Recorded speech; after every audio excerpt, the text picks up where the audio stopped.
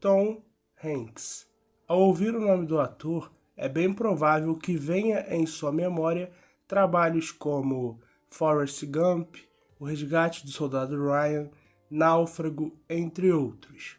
Só que geralmente são projetos posteriores a 1990, e em especial após ele ter atuado em Filadélfia.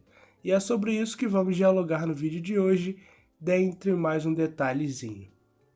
Eu já vinha pensando sobre esse assunto há alguns meses, e aconteceu de o Tom Hanks dar uma entrevista recentemente que me fez adiantar essa pauta à frente das outras.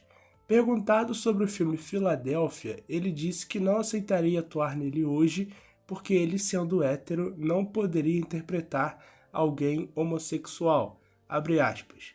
Vamos abordar. Um homem heterossexual poderia fazer o que eu fiz em Filadélfia agora? Não, e com razão, disse Hanks à revista. O ponto principal de Filadélfia era não ter medo. Uma das razões pelas quais as pessoas não tinham medo desse filme é que eu estava interpretando um homem gay. Estamos além disso agora e eu não acho que as pessoas aceitariam a inautenticidade de um cara hétero interpretando um cara gay. Essa fala dele me levou a refletir um pouco sobre o cinema e o atual momento da sociedade. Se eu te perguntar qual é o objetivo principal de um ator, você provavelmente irá responder que é nos fazer comprar o seu personagem com os seus respectivos trejeitos e personalidade, a ponto de não conseguirmos reconhecer o ator, exatamente o que o Tom Hanks faz em Filadélfia. Ao dizer que apenas um homem gay poderia interpretar o personagem hoje, você está tirando a principal função de uma atuação. Esse detalhe de colocar alguém da função, entre aspas, para interpretar é um pensamento totalmente equivocado, ao meu ver. Vejamos Perfume de Mulher, onde o Al Pacino interpreta um homem cego. Ali ele tem uma das melhores atuações da sua carreira, e isso vindo dele, que é um dos maiores de todos os tempos. Se fosse um ator cego no lugar dele, eu tenho certeza que a atuação não seria do mesmo nível. Atuar é exatamente isso, você fazer uma mentira se tornar realidade para o público. É você ver o Anthony Hopkins em O Silêncio dos Inocentes e enxergar um psicopata insano. É você ver o Toshiro em Yojimbo e comprar que aquele cara é um samurai. É você assistir Requiem para um Sonho e achar que está de fato acompanhando o dia a dia de um dependente químico através da atuação da Ellen Burstyn e por aí vai. Eu entendo que existem situações onde acaba sendo cabível colocar alguém da função, como no filme Run, que a protagonista é de fato cadeirante, ou o oscarizado Coda, com um elenco formado por atores surdos. Porém, isso não pode ser uma regra. Por mais que tenha uma questão social por trás, a produção deve sempre prezar pela veracidade junto da qualidade de sua interpretação. Se for o caso de termos um ator que viva aquilo, tudo bem, senão que seja alguém capacitado a ponto do público sentir a autenticidade necessária. Esse é um tema que gera discussão, então eu vou te pedir para deixar aqui embaixo a sua opinião para que a gente possa trocar uma ideia. O foco principal do vídeo não é esse assunto, mas não dá para falar do filme de hoje e da importância dele para o Tom Hanks sem levantar essa bola sobre a declaração do mesmo. Agora sim, vamos para o título do vídeo. Existe um termo muito utilizado no cinema e nas produções audiovisuais em geral, chamada typecasting. Talvez você nunca tenha ouvido falar, mas tenho certeza que presencia constantemente o seu significado. O typecasting nada mais é do que quando um ator ou atriz fica fortemente marcado por um papel ou uma persona em específico. Um exemplo rápido, o Morgan Freeman. 100%? Yes? I have no idea. Quantos filmes dele você assistiu onde ele interpreta um homem sábio e com um intelecto acima da média? A lista é enorme. O cara já chegou até mesmo a interpretar Deus 2 vezes. Aí você pode me perguntar, mas Bruno, por que isso acontece? Bom, temos dois fatores. Na maioria das vezes, ao ficar marcado por um papel, o ator começa a receber muitas oportunidades semelhantes e acaba caindo no typecasting, mesmo que ele não queira. É aceitar ou não conseguir trabalhos.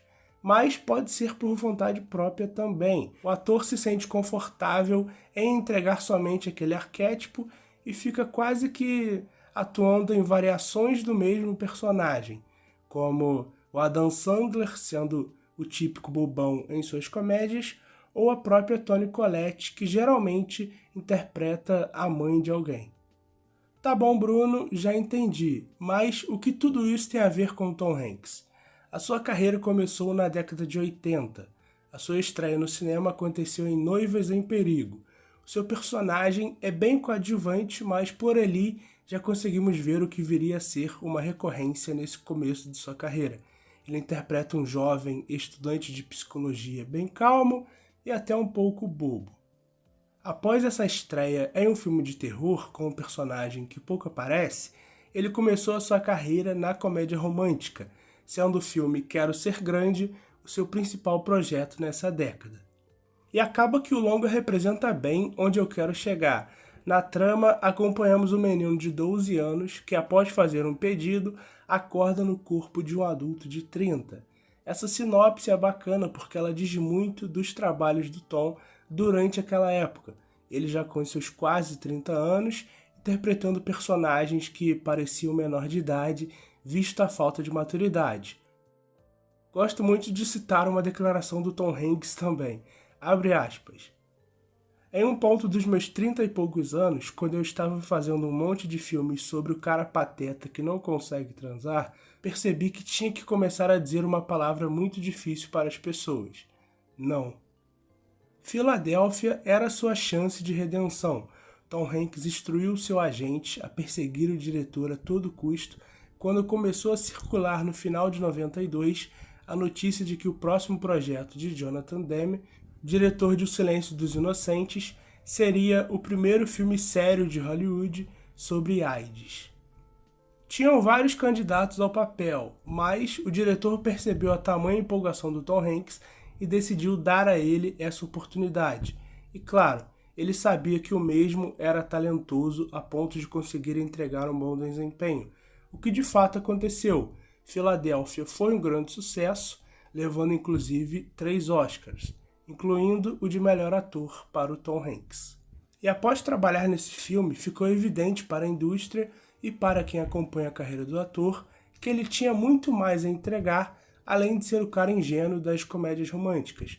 Tanto que no ano seguinte ele voltaria a vencer o Oscar com o filme Forrest Gump. Tá certo que o Forrest é um dos personagens mais ingênuos do cinema, mas acaba sendo diferente, é claro. Ali estamos falando de um portador de uma deficiência intelectual, ou seja, era uma interpretação complexa, não foi simplesmente interpretar alguém bobão. E a partir dali, a sua carreira ganhou proporções impressionantes. A década de 90 dele como um todo foi um absurdo. Além de ter rendido a ele 3 indicações ao Oscar, saindo vencedor em 2 oportunidades, ele começou a trabalhar com a galera da primeira prateleira. Inicialmente com o Jonathan Demme, que lhe deu a oportunidade para Filadélfia. Depois disso, o ator deu voz ao Woody, de Toy Story, e um dos seus grandes, se não o maior ápice de sua carreira, foi ter virado um queridinho do Spielberg, trabalhando com o diretor 5 vezes. Além da excelente minissérie Band of Brothers, onde ele teve a oportunidade de produzir junto com o Spielberg e assim debutar também por trás das câmeras. Percebam em como uma atuação mudou drasticamente a carreira dele. Aí eu volto rapidinho no assunto anterior. Já pensou se nos dias de hoje o Tom Hanks da vez não ficasse com o papel por não ser gay, cadeirante ou o que quer que seja? É difícil. Recentemente tivemos o Matthew McConaughey. O cara na década de 2000 só fazia comédia romântica. Até que em um determinado momento ele percebeu que não dava mais e começou a rejeitar os trabalhos. Até que teve a oportunidade de atuar em Clube de Compras Dallas. Curiosamente, um filme que também fala sobre a AIDS. e ele foi um cara que conseguiu fazer essa reformulação na carreira. Depois disso já trabalhou com Nolan, com Scorsese, fez True Detective, que é uma das séries mais elogiadas dos últimos anos. Foi interessante também acompanhar essa ruptura que ele conseguiu propor na sua carreira. Então, pessoal, por hoje é isso. Espero que tenham gostado do tema do vídeo de hoje. O Tom Hanks sendo o meu ator favorito, foi bem legal para mim escrever essa reflexão sobre a sua carreira, falar sobre o typecasting e tudo mais. Um abraço e até o próximo vídeo.